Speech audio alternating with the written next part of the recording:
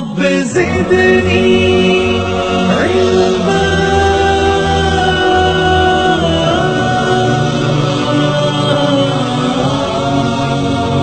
اگر ایک رکعت چھوٹ جاتی ہے اس کے بعد اگر نماز ہم لوگ سے تو ثنا اور سورہ فاتحہ پڑھ سکتے ہیں؟ جی ہاں، جب آپ کی چھوٹی ہوئی نماز کو پڑھنے کے لیے کھڑے ہوں گے تو چونکہ پڑھنے کے لحاظ سے، ریڈنگ کرنے کے لحاظ سے وہ آپ کی پہلی رکعت گنی جائے گی. تو پہلی رکعت میں چونکہ ہم ثنا پڑھتے ہیں اعوذ باللہ پڑھتے ہیں بسم اللہ پڑھتے ہیں تو وہ پڑھا جائے گا.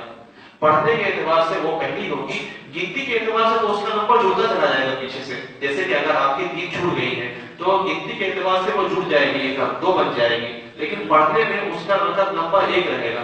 تو رکعت نمبر 1 میں ہم ثنا بھی پڑھتے ہیں اعوذ باللہ بھی پڑھتے ہیں بسم اللہ بھی پڑھتے ہیں. پھر اس کے بعد آپ بیٹھ جائیں گے اور بیٹھنے کے بعد جب آپ کھڑے ہوں گے تو پڑھنے کے لحاظ سے وہ دوسری رکعت ہوگی، گنتی کے لحاظ سے تیسری رکعت ہوگی. گنتی کے لحاظ سے تیسری رکعت ہوگی، پڑھنے کے لحاظ سے دوسری رکعت ہوگی. تو دوسری رکعت میں کھڑے ہوتے ہیں تو بسم اللہ پڑھتے ہیں، سورہ فاتحہ پڑھتے ہیں، سورہ تلاوت کرتے ہیں. تو ٹوٹل 3 رکعت چھوٹ گئی.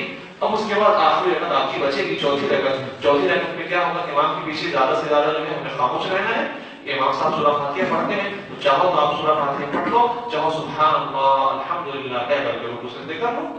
یہ دونوں طریقے جائز طریقے ہیں آخری رکعت کے بارے میں. اس طرح آپ کی مکمل 4 رکعت ہو جائے گی اور یہ حال ساری نمازوں میں آپ فٹ کر سکتے ہیں. سمجھے؟ ایک رکعت چھوٹ گئی جی. باقی 3 تو امام صاحب کے ساتھ پڑھ لی.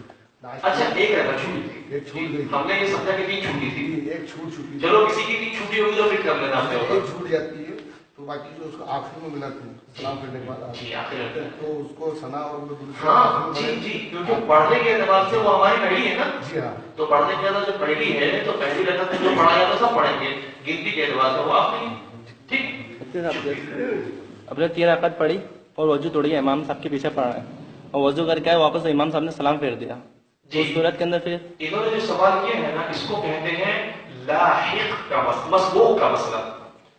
مسبوق نہیں، مسبوق اسے کہتے ہیں جس کی شروع کی رکعتیں چھوٹ جائیں. جیسے کہ بھائی نے سوال کیا تھا نا، یہ مسبوق والا ہوتا ہے کہ اس کی شروع کی 1 رکعت 2 رکعت 3 رکعت چھوٹ گئی ہے. اور انہوں نے جو سوال کیا ہے کہ امام کے ساتھ شریک تو تھے لیکن بیچ میں آخر رکعت جا کے چھوٹ گئی، اب وضو کرنا پڑ رہا ہے، تو یہ ہوتا ہے لاحق.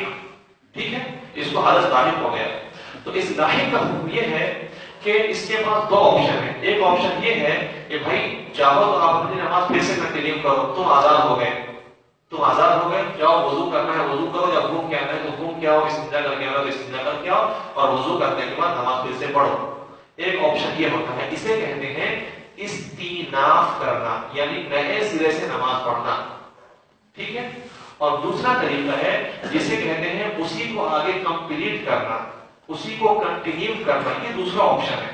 تو دوسرا آپشن پہ اگر عمل کرنا ہو تو اس کے لیے آپ کو یہ کرنا پڑے گا کہ سب سے قریب ترین وضو خانہ جو ہے اس پہ بیٹھنا ہوگا، جا کر کے جلد سے جلد وضو کر کے آگے شامل ہونا ہوگا بیچ میں کسی سے بات کیے بغیر، اور آ کر کے آپ اپنی نماز کو یوں ہاتھ باندھیں گے. ایسا کرنے کی ضرورت نہیں ہے. جہاں پہ آپ چھوڑے تھے اپنی نماز کو ڈائریکٹ وہاں پہ آگے شامل ہو جائیں گے اور نماز کو کنٹینیو کر لیں گے. آپ قیام کی حالت میں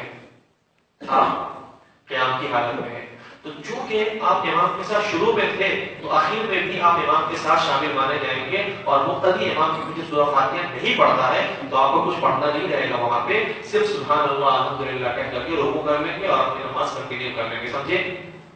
یہ 2 طریقے ہیں لاحق کی نماز ادا کرنے کے. میرا پوچھنا مطلب یہ تھا کہ 4 رکعت میں وضو ٹوٹ گیا، چوتھی رکعت میں اپن وضو کر کے امام صاحب نے سلام پھیر دیا تو رکعت اکیلا پڑھنا ہے. جب سلام پھیر دیا تو آپ پوری دوران کہ آپ اکیلے پڑھو. اکیلے پڑھنے کے 2 طریقہ. پہلا طریقہ یہ ہے کہ مکمل نماز کو پڑھو، یا پھر اکیلے 1 رکعت پڑھ سکتے ہیں، یا اکیلے 1 رکعت پڑھ سکتے ہیں جیسے کہ میں نے طریقہ بتایا اسی کو کنٹینیو کرنے کا طریقہ. یہ دونوں طریقے علماء اسلام کی کتابوں میں لکھے ہیں.